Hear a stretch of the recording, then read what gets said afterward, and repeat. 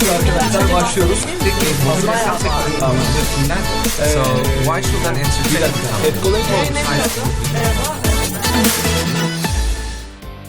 Evet, Volkan Biçer'le bir kahvesiz, yine kahvemiz yok tabii ki. Arkadaşlar kahve getirirseniz bir sonrakine kahveyle yaparız. Bir sohbetimize daha hoş geldiniz. Bugün de Mehmet'le beraber konuşacağız. Uzun seneler gene İsveç'te finans müdürlüğü yaptı. Tabii daha önceki hayatı da Türkiye'den gene çıkıp daha sonra İsveç'e, Stockholm'e ve sonra da... Önce Almanya var. Bir dakika, Almanya'da var. Özür dilerim, Almanya'da var. Bizim gibi işte yurt dışı görmemiş insanlar olunca görenler böyle söylerler.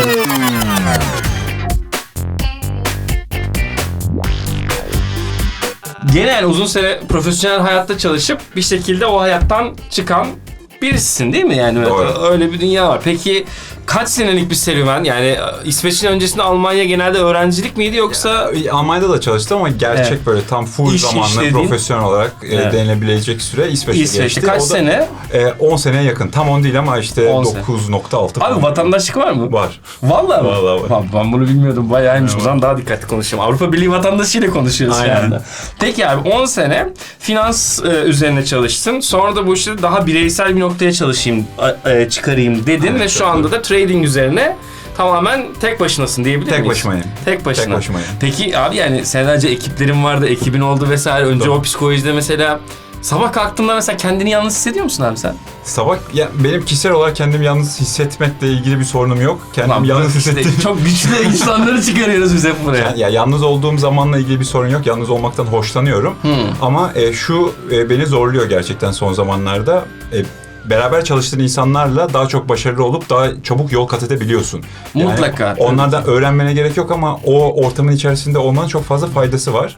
O yüzden traderlar genelde yalnızdır. Ola ki bazı şirketler vardır. Onların böyle işte trading floor derler. Böyle 20-30 tane trader'ın beraber yan yana trade ettiği işte piyasalara bak. Şimdi Wall Street kafasına falan Aynen. bakınca öyle şeyler ben de çok bayağı geçmişte Wolf of Wall Street falan izledim. Tabii, yani oradan biliyorum yani. Tamamen gerçek hikaye. Gerçek hayatlar tamamen öyle. Eminim. Öyle. Yani daha kalabalık bir böyle. Ben de onu izledim, istifa ettim. Ha, ondan sonra mı? Evet abi ben de düşünmüştüm istifa etmeyi de sonra şey yapmadık yani ona cesaret edemedim. Peki bir şey diyeceğim yani aslında gerçekten yani aşırı derecede bir hani trading dediğin zaman ciddi bir yoğun sanki iletişim gibi bir hava var. Tabii o izlediğimiz filmlerden bu Wall Street havasından da geliyor yani. Nasıl geçiyor yani? Önce bir ona odaklanmak istiyorum çünkü benim de aslında yani içinde sadece bir yatırımcı olarak içinde olduğum anlardan bir tanesi ama yani çok mu yoğunsun? Nasıl yani tek başınasın trading yapıyorsun? Yani bir kere şöyle trading farklı trade etme durumları var. Şansları var, imkanları var, stratejileri var. Zaten bu trading tamamen psikolojik bir insan olduğu için insanlar önceki bunu çok bilmiyorlar. İnsanlar işte ekonomiyle ilgili çok bilgin olması lazım. İşte bir sürü şeyler okumuş, öğrenmiş, masterlar yapmış olman lazım. Ya bu dolar işte artıyor azalıyor. İşte psikolojik yani anladın mı? Hiçbir temeli yok bunun yani. Evet kafasının. yok çünkü yani? Çünkü şöyle düşün. En nihayetinde markette fiyatları belirleyen insanlar. Evet. İnsanlar da bazı haberler doğrultusunda alıp satmaya başlıyorlar. Yani çok basit tabirle konuşuyorum tabii ki. Yani, aptala anlatırım gibi anlatayım. Ama yani harbiden öyle olması gerek. En temelini anlatmaya çalışıyorum. Aslında öyle böyle değil tabii ki. Başka bir sürü ama dediğim mantık şu anda var. benim kafamda oturuyor yani söylediğin şekilde aynen. En nihayetinde insanlar yani mesela sen doların çıkacağını düşünürsen dolar almaya başlarsın. Doğru. Market sen ve benden oluşuyorsa senin çıktığını gördüğüm zaman ben de almaya başlarım. Sonra bu ikisi alıyor deyip üçüncü bir şey gelip o da almaya başlar. Peki bir anda uçmaya başlar. Trader da bunun tam tersini yapan insan mı oluyor abi? Peki yani herkesin aldığında ulan ben hayır, mı? Trader ortamda piyasada neler olduğuna bakıp ona göre pozisyon alabilen insan oluyor. Hastayım ya pozisyon alma yani. Bir de short ve long short long terimler var yani. Ama mesela sen yatırımcıyım dedin. Yatırımcıya zaten bizim ne işte? Hayır estağfurullah. Onu şu şekilde ayırırız biz hep. Stratejin uzun vadeli ise yatırımcı olursun. Kısa vadeli ise trader olursun. Hatta onun bu çok iyi bak bu önemli bir tanım. Bunu alta da yazabilir miyiz yani uzun vadeli ise kısa vadeli ise tabii değil. Tabii yani en nihayetinde işte ne var? Son zamanların çok bilindik hisse senedi Tesla var. Son birkaç günde enteresan işler oluyor mesela. Atıyorum Tesla'ya yatırım yapmış bir insan ne yapıyor aslında? Tesla hissesi satın alıyor. Ben bunu 3 sene sonra satacağım diyor. Bu da bir trade. Çünkü Doğru. trade dediği şey al sat, hani Türkçe konuşalım diyoruz ama trade Yani bulamadım, olmuyor. ben araştırdım, Yok, hep araştırıyorum. olmuyor. Ya al satçı deniyor, ya işte simsar Alsatçı- deniyor. simsar mı? İşte Öyle bir borsa şey simsarı yok diye bir be. kelime varmış. O da- Yatırımcı deniyor ama yatırımcı aslında denmez. O da Çünkü değil, kısa doğru, süreli aynen. olduğu için. Yani o da bir trade aslında. Zaten önemli olan insanın kendisine göre en uygun tarzda trade edecek şeyi bulması, bu stratejiyi bulması, tarzını bulması. Ama yani o yüzden zor bir süreç. Ciddi bir zamandan bahsediyorsun yani o zaman, yani bunların hepsi böyle kalktım, bir internete girdim, açtım, Yok, 3-5 tane klik yaptım diye. Yani daha önceki sohbetlerimizden de biraz onunla şey yapmak istiyorum. Senin aslında yani belki iş hayatında yaptın vesaire gibi. Yani iş hayatında da ne kadar çalışıyordun onu da bilmiyorum şimdi de. Ya bak, bayağı o kadar mesai gibi geçen anlattım. Bu ne ya dedim yani sen. Çok mesai. Yani Sabah kalk bilmem kaça kadar ne yapıyorsun? Günlük ne yapıyor abi bir trader? Nedir yani? Trader'dan- Uyandın. Tamam, ben kendi yaptıklarımı anlatabilirim ama Evet. istiyorsan bildiğim başka trader'ları da anlatabilirim. Ben ne yapıyorum? Ben sabah kalkıyorum, meditasyon Haklısın. yapıyorum mesela. İlk önce yaptığım o. Meditasyon. Meditasyon yapıyorum. Bunun yani trading'de uğraşmanla bir alakası var mı? Personal? Yok, tamamen Senin trading dolaşmamla alakası var çünkü şaka yapıyorsun. Yok, Gerçekten. ya çünkü benim zaten hayatımda her şeyin tradingle alakası var. Ben birazcık o olayı, her şey olduğu için bunu da ekstreme çeken bir insanım. Benim için her şey trading hayatta. Anladım. Yani ben şu an seninle otururken trade etmiyorum ama atıyorum ne yemek yediğim benim için trading. Sabah nasıl kalktığım trading. İşte nasıl Abi spor yorulmuyor yaptığım- musun böyle bir... Yoruluyorsun. Yorucu bir iş ama trading zaten zor bir iş. Yani trading dediğin düğmeye basıp basmak sadece. Allah'a bastığın zaman Evet. alıyorsun, sata Ama bastığın zaman önceki satıyorsun. karar süreci Hem mi? o karar süreci, ona hazırlık süreci, senin o piyasalardaki hareketler karşısında senin sağlam durman, önceden belirlediğin kurallara uyabiliyor olman, bunların hepsi çok zor şeyler çünkü insan beyni insana ne görmek istiyorsa onu gösteriyor en nihayetinde. Ve sen Enteresan. bu gerçekten çok enteresan. Mark Douglas'ın bir tane kitabı var, Trading in the Zone diye, Türkçesini bilmiyorum. O kitapta şey der, piyasalar insanın kendisinin aynasıdır. Çok doğru bir şey. Doğru. Yani insan gerçekten kendi defeklerini trade etmeye, piyasalarda iş yapmaya başladığı zaman görüyor. Onları değiştirmezsen başarılı olamıyorsun. Ve genelde zaten %95 bu işlere giren insanlar %95 başarısız olurlar. Bunun sebebi de tamamen %95 oranında aynen. başarısız oluyor. Buradan %95. yani dikkatli olun arkadaşlar. Girmek istiyorsanız da iyice bir düşünün yani. Ya yok, Diyebiliriz yani. yok, girmek isteyen herkes Ama düşünsün. yani sonuçta şöyle bir şey var. Bence yani Türkiye'den hani konuşalım. Her ne kadar uzun yıllar refah içerisinde İsveç'te yaşadıysanız da o tarafa bir geçelim. Yani Türkiye'de insanlar bir kere yani hızlı yoldan bir kere para en temel servet burada. Belki Avrupa'da daha böyle bir işte aman rahat olalım işte düzenimiz olsun falan filan. Ya burada para en önemli. Çünkü rahata İlk ulaşmak başta zaten istiyor. onu söyleyeyim. Trade'den bahsediyorsak trade çabuk para kazanma yolu değildir. Tamam işte ona geliyorum. Ya Çok aynen net ya. olarak o Böyle değil. bir Yani şey İnsanlar var. çabuk değil mi para yani? kazanmak istiyorlarsa, çabuk para kaybetmek istiyorlarsa trade'e başlayabilirler. Çabuk para. Para kaybetmek Burası istiyorlarsa. çok önemli. Çok çabuk para kaybetmek istiyorsanız trade'e başlayabilirler. yarın hemen kalkın ve trade'e başlayın. Ama derlerse ki ben uzun vadede para kazanmak istiyorum ve uzun Evet. vadede çok paralar kazanmak istiyorum ve bunun için de çok çalışacağım ve gereken ne gerekiyorsa yapacağım. O disiplini kendime sağlamak için uzun uğraşlar vereceğim diyorlarsa evet. Türkiye'de de çok zor yani bir kere insan hayatında disiplin öncelik değil. O eğitim Değil. sistemimizde değil vesaire. Değil, hiç o yüzden de Her yerde çok zor, Türkiye'de daha da çok zor. başarılı bir var mı Türkiye'de trader böyle insanlar? İsim Benim- vermene benim- gerek yok da benim yani. tanıdığım- Türk var mı yani Yani öyle bir şey? Yani böyle aydan aya para kazanan tanıdığım birkaç tane Türk trader var. Yani ama Türkiye'de belli insanlar Var. gerçekten işte evimdeyim veya kendi ofisim var. Senin yaşadığın Aynen gibi var. yaşıyorlar, devam ediyorlar Aynen, yani. rahat da yaşıyorlar, iyi paralar da kazanıyorlar. Çok da memnunlar hayatlarından. Var, yok değil ama yani ben Türkiye çok fazla takip etmediğim için Evet. ama yurt dışında şey artık çok ispatlanmış durumda. Bu trading olayı çalıştıkça, vazgeçmeyip, uğraştıkça, devam ettikçe sonuca ulaşılmıyor. Abi peki yani gene ben hep aynı Ama her noktaya- işte olduğu gibi. Evet ama yani şöyle bir şey de var. O zaman şimdi tekrar senin bu abi işte gayet kurumsal işte finans müdürüsün, bir ekibin de var bilmem ne, onları bırakıyorsun. Yani 18 yaşında da değilsin, gene benzer şeyler yani. Ezer'le de aynı şeyi geçen hafta konuşmuştuk. Abi yani bir yaştan sonra da böyle bunları tekrar başlamak, yani anlattığın süreç uzun bir süreç yani. Belki sen 10 sene sonra ben işte oldum falan filan diyeceğin bir dünyadan veya 5 seneden sonra diyeceksin. Belki 3 fark etmez. Bir süreç var orada yani. Peki bir yaştan sonra buna girmek yani yorucu mu? Yorucu Veya ama benim- korkutucu mu ben- belki de? Yani bir hedefe ulaşmak için zaten bu yola girmedim. O yolda Hayat- olmak için Hayat o yola tarzın girdim olarak yani. da belki zaten. Yani benim hedefim o yolda olmak. O yolu yürüdükçe öğreneceğim şeyler, bana katacağı şeyler için ben trade'i çok sevdim. Tabii ki para kazanmak amaçlı giriyorsun yani. Her şeyi para kazanmak için yapıyorsun. Öyle bir şey yok Bu çocuklar ne yiyecek? ama yanında insana getirdikleri de bambaşka, ama götürdükleri de var, getirdikleri var, götürdükleri var. Önemli olan işte toplamda pozitifte kalmış olmak, adeta işte bir trader'ın Doğru. düşünmesi Peki gerekiyor. yani tekrar böyle oradan bir İsveç hayatına falan girersek yani bıraktın aynı şekilde o işi yani dünyanızı da bıraktınız ve geziyorsun da şu anda. Bir yandan da prensip Evet. odaklı bir hayatın var. Yani ben sabah kalktım meditasyon yapıyorum vesaire. Türkiye'de meditasyon yaptırmazlar abi sana yani. Öyle bir ortamda yaşıyoruz Doğru. biz yani. Türkiye'de Çıkarsın yapmazlar. yani bir dışarı üzerine bir otobüs fırlatır bir şey. Ülkemizi çok seviyoruz bu arada öyle bir şey demeyeyim de biraz da stresli bir dünyamız var.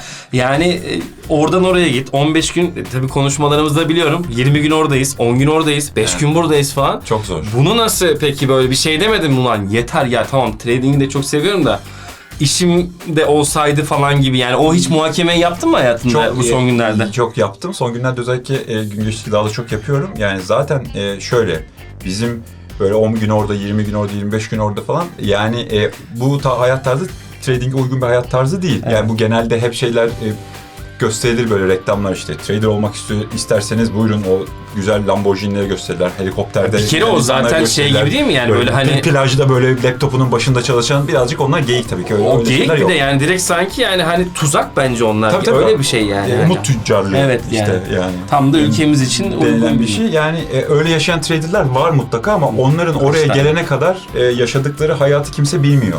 Yani onlar böyle bir günde, bir haftada, bir ayda, bir senede, 2 senede gelmediler oraya. Oraya gelmek için çok çalışmak lazım. Yani her işte çok çalışmak lazım. Sen de iş adamısın yani. Trade de aslında bir iş. Onu da bir iş gibi görmek lazım. İnsanlar onu iş gibi görmüyorlar. İş gibi görmedikleri için de Bir de daha evet çok para rahat işte kazanıyor. ya o bak işte keyfine Değil göre falan aslında filan çünkü öyle. yani insanın çalışması gereken nokta orada daha çok kendisi. Kendisine uğraş verme, içine dönmesi gerektiği için ama onunla da çalışması lazım. Oturduğunuz Aslında kişisel gelişim anlamında inanılmaz bir hikaye oluyor yani muhtemelen. yani. benim trade'e bağlanma serüvenim öyle başladı. Yani ben önce trade'e başladım. Sonra kişisel gelişimin gerekli olduğunu anladım trade'de. Ondan sonra kişisel gelişime çok fazla bağlandım. Ondan sonra ikisi de benim için vazgeçilmez oldular. En sonunda dedim ki ben tamamen bu işe yönelmek istiyorum. Çünkü burada hem ben kendimi geliştiriyorum hem de trade konusunda geçtiğim için de para da kazanabilirim. Evet. İleride daha iyi durumlarda da olabilirim diye. Peki abi şey tarafı yani mesela bir yani bu konularda da tavsiye vermek sıkıntılı galiba biraz. Benim tavsiyem de zaten almayın yani kesinlikle yani de. Şey söyleyeceğim yani 100 bin liran varsa 5 bin lirasıyla işte bitcoin bilmem onun bir oranı var mı öyle bir şeyin? Yani senin kafanda belki bu senin yaptığın işte çok şey değil çok abes bir soru soruyorum belki onu da Yok, kabul ediyorum da. Bu yani genel bir tane böyle sorulara genelde hep böyle mentörler, koçlar falan şöyle cevap verirler. Değişir. değişir. Değişir. Evet çok teşekkür ederiz. Değişir. Ben de öyle cevap vermek istiyorum. Yani insanlar bana böyle cevaplar verdiği zaman ben sinir olurdum. Anladım. Şimdi Doğru, tabii anlıyorum. ki. Değişir. Yani senin ne kadar paran var? Senin hayat... Benim 3 milyar pardon ya bir sorsan affedersin. Ya işte yani kimin ne kadar parası var? Kim ne kadar parasına ihtiyacı var? Onun ne kadarını hiç riske etmeden bir kenara koyabilir? İşte çoluğunun çocuğunun işte paralarını bir şekilde ayırmış. Bunlar çok fazla şey. Zaten yatırım ve trade işinde yapılan en büyük hatalardan bir tanesi insanlar ihtiyacı olan parayı bir yerlere yatırıyorlar.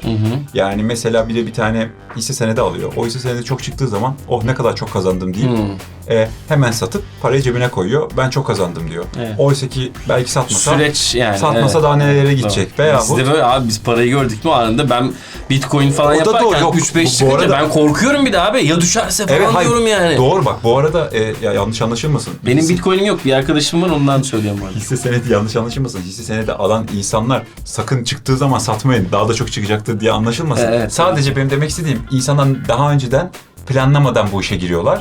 Sonra herhangi bir planı olmadığı için, takip edecekleri bir yol olmadığı için de duygusallık işin içine giriyor.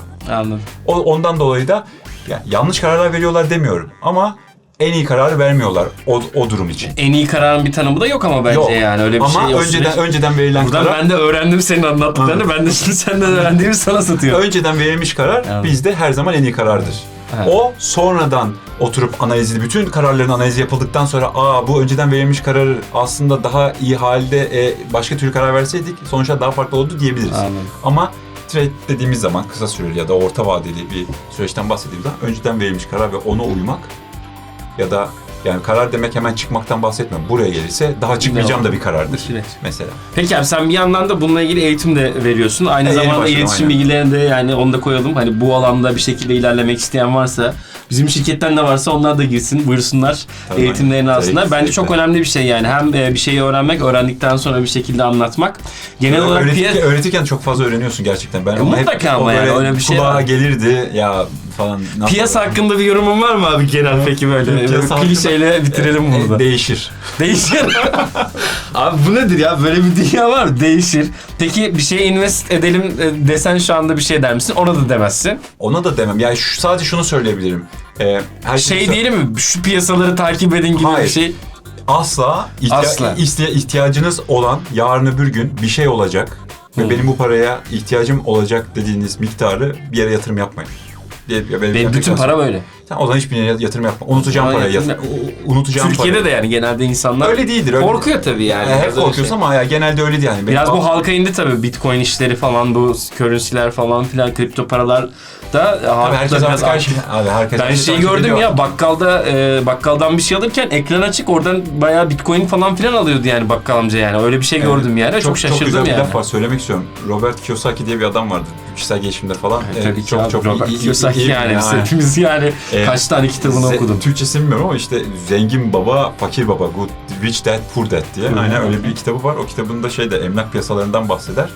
İşte 2009 emlak krizi geldiği zaman bakkallarda, marketlerde herkes emlak konuşuyormuş. Adam diyor ki emlak konusunu ben kasiyerden duyuyorsam demek ki Olmuş. bir şeyler yanlış olmuş. gidiyor. Ha, o kadar Bir şeyler yani. yanlış gidiyor demektir. Hani Bakkaldan bitcoin Hayır, duyuyorsa bu an, bir şeyler yanlış gidiyor. Demek istediğim o değil. Herkes Bitcoin koysun, herkes piyasa koysun ama herkes Bitcoin öyle gidecek, böyle olacak falan. Tabii o yani demiyorsa artık onlara zaten o inanmamak şey lazım. gibi böyle yani savaştaki en öndeki tavır böyle, onu gönderiyorsun onlar hepsi düşüyor falan Yani- filan, o kafa yani Ben- hani ben biraz gen- ona geliyor. Genel olarak hiç kimsenin hiçbir tavsiyesine uymam çünkü Öyle, o kadar. şundan dolayı değil. Ben her şeyi biliyorum diye değil. Benim amacım zaten gelecekte ne olduğunu görmek değil. Peki. Ben şu anki mevcut duruma adapte olmaya Anladım. çalışıyorum. Trader'ın asıl görevi budur aslında. Peki.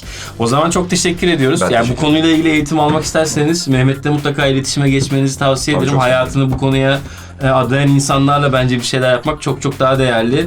İnşallah inanılmaz da zengin olursunuz. Bütün ülkemiz zengin olsun, herkes olsun. Sağlıklı para kazanın, bence en önemlisi o. Çok teşekkür ederiz abi muhabbet Ben sohbet teşekkür için. Bir sonraki hafta tekrar görüşmek üzere veya yarın veya birazdan, bilmiyorum, bakacağız. Teşekkürler.